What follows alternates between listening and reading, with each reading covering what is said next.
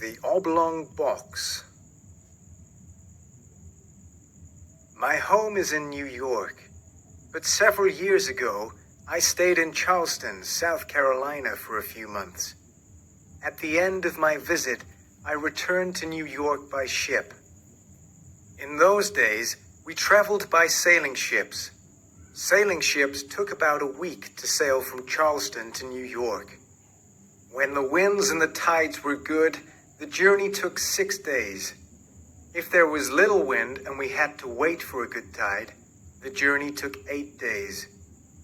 There were no regular days and times for ships to sail. Passengers went to a shipping office.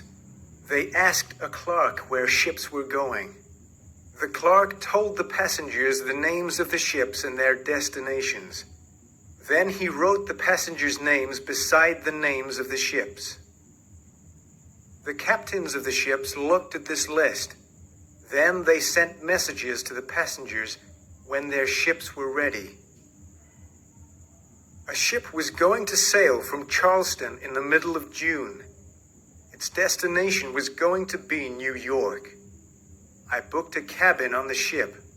Then I waited in a hotel.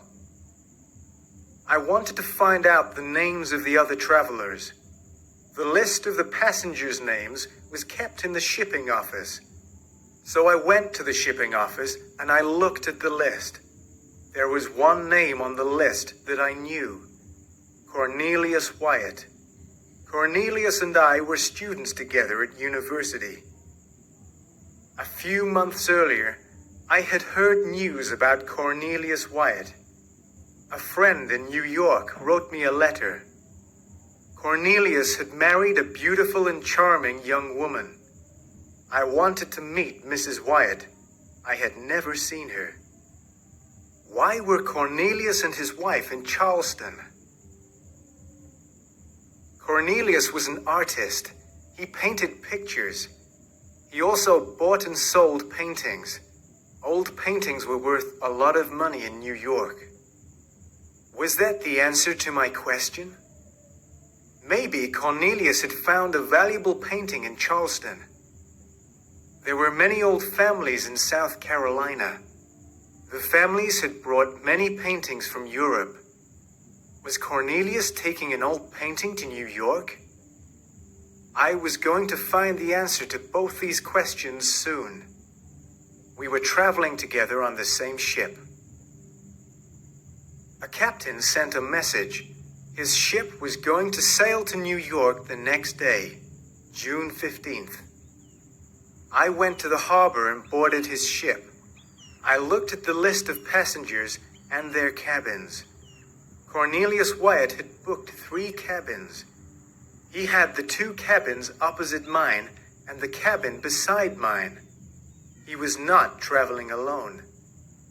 He had 3 ladies with him, his wife and his 2 sisters. The 2 sisters were in a cabin opposite my own cabin. I expected Cornelius and his wife to take the second cabin opposite mine. But who was going to be in the 3rd cabin? I was surprised when I met Mr. and Mrs. Wyatt at last. Cornelius looked ill, and he was not pleased to see me. "My friend, we have much to talk about," I said. "And is this your charming and beautiful wife?" The lady with Cornelius was wearing a veil. The thin material covered her face, and I could not see her clearly. But she said good morning to me politely. She spoke slowly. She had the accent of South Carolina. She did not speak with a New York accent. Cornelius did not speak to me. He took his wife into the cabin opposite mine and shut the door. Cornelius was very rude, I thought. But he is an artist. Artists can be very selfish. We will talk later, but who is staying in the 3rd cabin? Maybe a servant will be in the cabin beside me. 2 men brought a box onto the ship. It was an oblong box about 6 feet long. The man took the box to Cornelius Wyatt's third cabin, the cabin beside mine. They put the box down on the floor while they opened the door. The words Wyatt and New York were written on the top of the box. I watched the two men carry the oblong box into the cabin. Then I heard the men talking. The walls of the cabin were thin, and I could hear their conversation. "It smells bad, doesn't it?" said one man. "Yes," said the other man. "What's in it, do you think?" The two men left the cabin and closed the door. I wanted to look at the strange box more carefully, but I could not do that. First, I must speak to Cornelius. There were paintings in the box. That is what I believed, but I wanted to see them. What had Cornelius found in Charleston? Maybe the paintings were secret and valuable. I saw Cornelius later in the evening. All the passengers were in the dining room eating dinner. I tried to speak to Cornelius, but he did not want to talk. He was rude to me. Also, he was not hungry. He ate nothing. Was he ill? "Well," I said, "we're old friends, but you're behaving badly." Cornelius said nothing. I was angry with him now. I wanted to be rude, too. "Are you worried about the things in your box?" I asked. "I have guessed what is inside it, but I won't tell anyone." I said the words. Then I wished that I had not said them. Suddenly, Cornelius Wyatt's face became very pale. His eyes were large and bright. Was he ill, or was he mad? Cornelius Wyatt suddenly fell to the floor and was still. He had fainted. The captain and two sailors helped Cornelius to his cabin. I went to my own cabin and tried to sleep, but I could not rest. I heard someone open the door of the cabin beside me. Had Cornelius gone into the cabin? Had he gone to look at his pictures? I heard the sound of metal on wood. Was Cornelius opening the box? Maybe I slept a little then. Maybe I dreamt. I thought that I heard the sound of someone crying. Cornelius stayed in that cabin. He did not want to come out. Food was taken to him. He did not eat it. Those paintings must be extremely valuable, I said to myself. Cornelius cannot leave them for a minute. Then I thought of another reason for my old friend's strange behavior. Mrs. Wyatt did not stay in her cabin. She came out and talked to the other passengers. I saw her in the dining room. I was very surprised. I had been told that Mrs. Wyatt was beautiful and charming, but she was neither beautiful nor charming, and she was not young. My friend had said that Mrs. Wyatt was from New York, but she spoke with a South Carolina accent. Was this the reason for my friend's strange behavior? Had Cornelius made a mistake? Had he married the wrong woman? Was he sad and upset about this? The door of the cabin was locked and Cornelius did not come out. What was he going to do when we reached New York? Then something happened and I forgot Cornelius Wyatt's secrets. A few days after we left Charleston, there was a storm.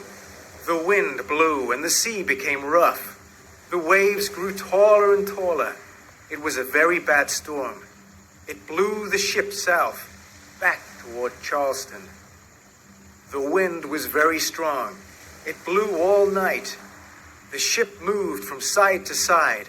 It almost turned over. The mast broke. The captain could not steer the ship, and it went toward the shore. The ship hit some of the sharp black rocks on the coastline, and it started to sink.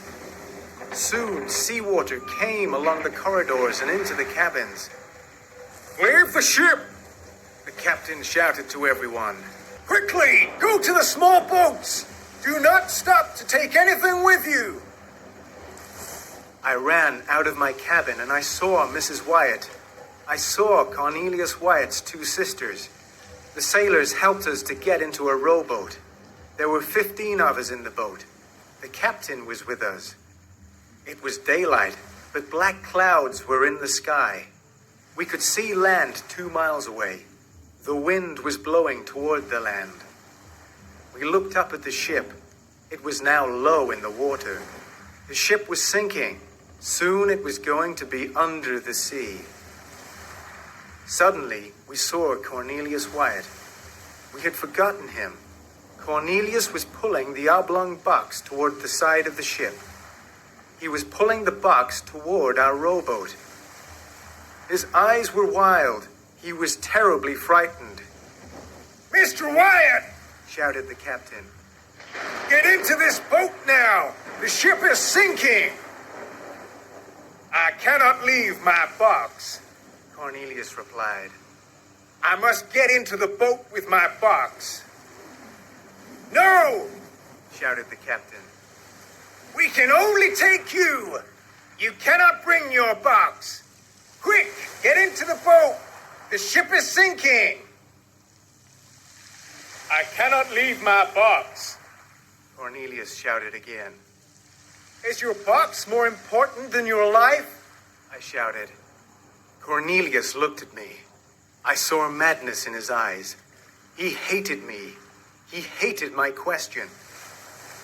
Yes, yes, yes, Cornelius shouted. He lifted the box onto the side of the ship. As he pushed it over the side, he held onto it. The box and Cornelius fell into the sea. Both the man and the box went straight down into the water. Cornelius and the oblong box did not come up again. Get the boat away from the side of the ship, shouted the captain. We pulled on the oars and the rowboat moved away from the sinking ship. In a few minutes, the ship had sunk beneath the sea. The wind blew our rowboat to the shore. At last, we were safe. A month later, I met the captain again. We talked about the storm and our escape from the sinking ship. We talked about Cornelius and the oblong box. It was a mistake to bring that box onto the ship, the captain said. The box brought bad luck to the ship. I did not want to take the box. What was in the box? I asked. The body of Mr. Wyatt's dead wife, the captain replied. Mr. Wyatt's wife died suddenly on June 14th. She died in Charleston on the day before we sailed.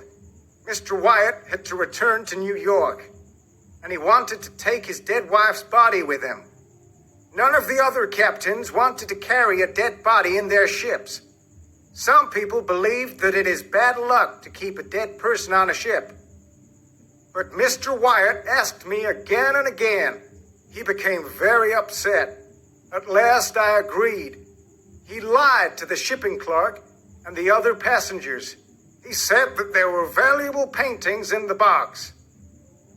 So who was the Mrs. Wyatt that I met? I asked him. She was his servant, said the captain. Wyatt loved his beautiful wife very much. Only I knew the truth.